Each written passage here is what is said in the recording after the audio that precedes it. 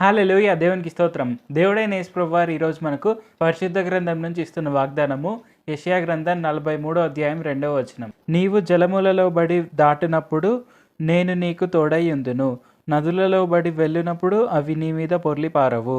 నీవు అగ్ని మధ్యను నడుచునప్పుడు కాలిపోవు, జ్వాలలు నిన్ను కాల్చవు. సో ఈరోజు వాగ్దానం కనుక చూసుకుంటే ఇక్కడ దేవుడైన యేసు ప్రభువారు మనకేమని చెప్తున్నారు?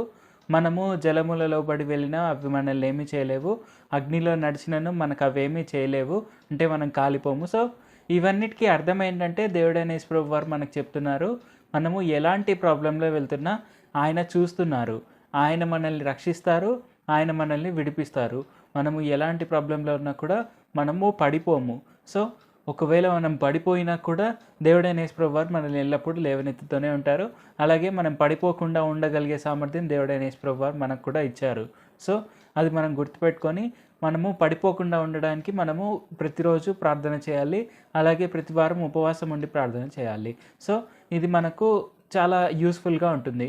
మనం ప్రతిరోజు ప్రార్థన చేయాలనేది మనకు మ్యాండేటరీగా ఉంటుంది.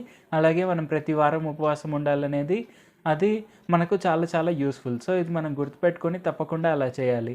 అలాగే మనము ఎలాంటి ప్రాబ్లం అయినా, అది ఎంతటి ప్రాబ్లం అయినా, అంటే మనల్ని పూర్తిగా జలములలోకి లోతులోకి లాగగలిగే ప్రాబ్లం అయినా కానీ మనం మాత్రం పడిపోకుండా మనం ఖచ్చితంగా మళ్ళీ పైకి వస్తాము. ఎందుకంటే దేవుడైన యేసు ప్రభువారు మన చెయ్యి ఎప్పుడూ విడవలేదు. సో మనం నీళ్ళలో పడిపోయినా కూడా ఆయన మన చేయి పట్టుకొని మనల్ని పైకి లేపుతారు. అలాగే మనము అగ్నిలో నడుస్తున్నా కానీ ఆ అగ్ని మనల్ని కాల్చలేదు. ఎందుకంటే దేవుడైన యేసు ప్రభువారు మన చుట్టూ ఆయన మనల్ని కాపాడడానికి ఒక కంచెని ఏర్పరిచి ఉన్నారు. సో ఆ కంచె ఉన్నంత వరకు మనల్ని ఎవ్వరూ ఏమీ చేయలేరు. సో ఈ విషయాన్ని మనం గుర్తుపెట్టుకొని తప్పకుండా మనము విశ్వాసం కలిగి ఉండి ఆయన ఇచ్చే ఆశీర్వాదాలను పొందుకుంటూ మనము కష్టాల్లో కూడా ఎప్పుడు దేవుడైన యేసు ప్రభువారిని తిరస్కరించకుండా ఆయన ఇచ్చే ఆశీర్వాదాన్ని పొందుకోవడానికి మనం రోజు ప్రార్థన చేయాలి. ఇది మనకు చాలా అవసరం. ఇప్పుడు మనం ప్రార్థన చేసుకుందాం.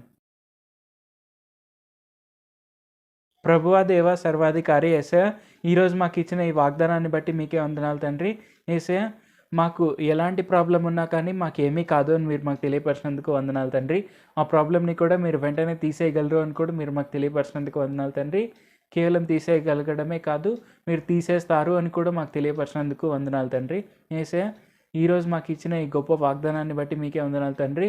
మేము ఎప్పుడు మీపై విశ్వాసం కోల్పోకుండా, మేము ఎప్పుడు మీపై డౌట్స్ పెట్టుకోకుండా తప్పకుండా మేము మీ యందు నమ్మకం ఉంచుతూ ముందుకు సాగేందుకు సాయం చేయండి. యేసు నామములో అడుగుచున్నాం తండ్రి.